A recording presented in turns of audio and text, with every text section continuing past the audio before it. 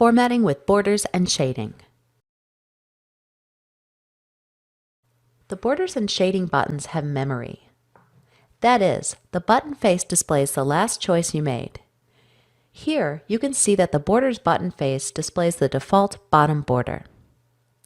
This allows you to apply the same type of border or shading multiple times without opening the menu.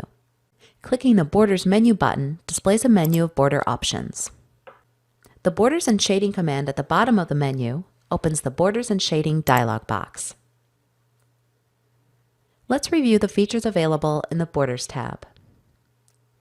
You can remove borders or specify a particular type of border here.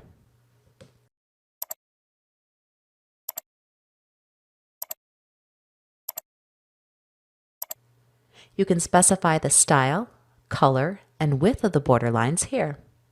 You can also specify border treatment when you click the preview image or one of the buttons surrounding the preview image.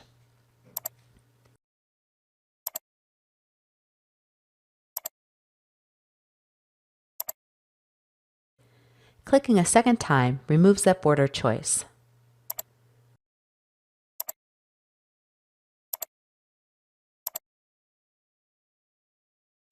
In addition, the Options button allows you to adjust the distance between the text and the border.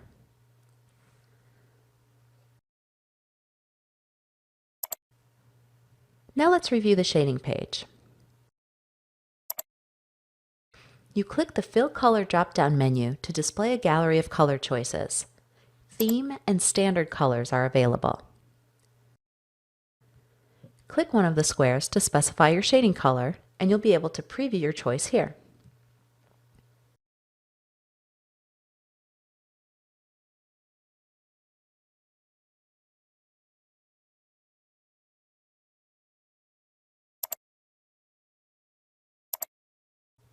Now let's apply borders and shading to the headings of our report. First, I click anywhere in the Net Generation heading. I then choose Home, Paragraph, Borders menu button, and then the Borders and Shading command. I make sure the Borders tab is selected. To apply a border to the heading, I first choose Box as the border setting. I scroll through the styles and choose the double line style.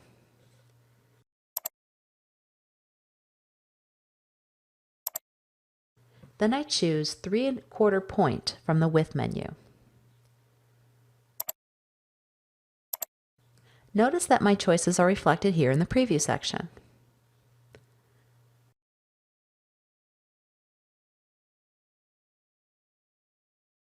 I also see that Paragraph is displayed here. I click OK. Notice that the border around the heading extends between the margins. That's because I applied the border to the whole paragraph. Paragraph borders fill the space between the margins unless the paragraphs are indented or a specific amount of text is selected. Now to add shading. I click the Borders menu button and then choose Borders and Shading.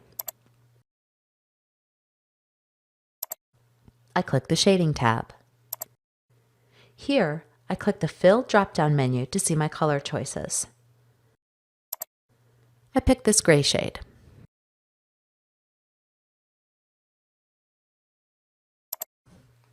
And I click OK. The text now appears too close to the top of the border. To adjust it, I once again open the Borders and Shading dialog box.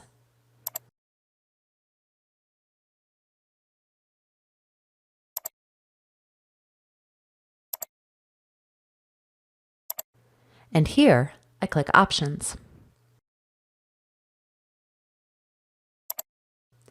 I change the spacing in the top box to 8 points.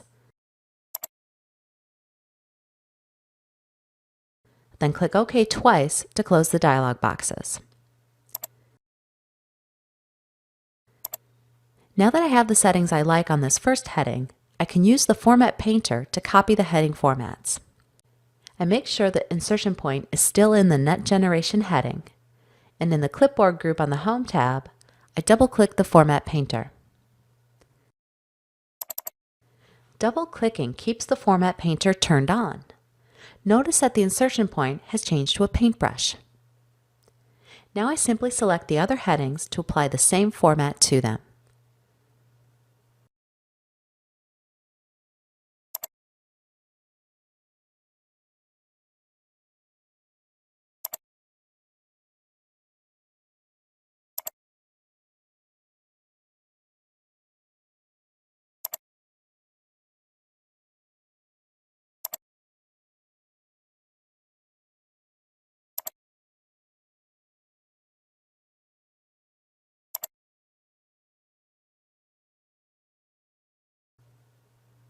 I'm finished now, so I click the Format Painter again to turn it off.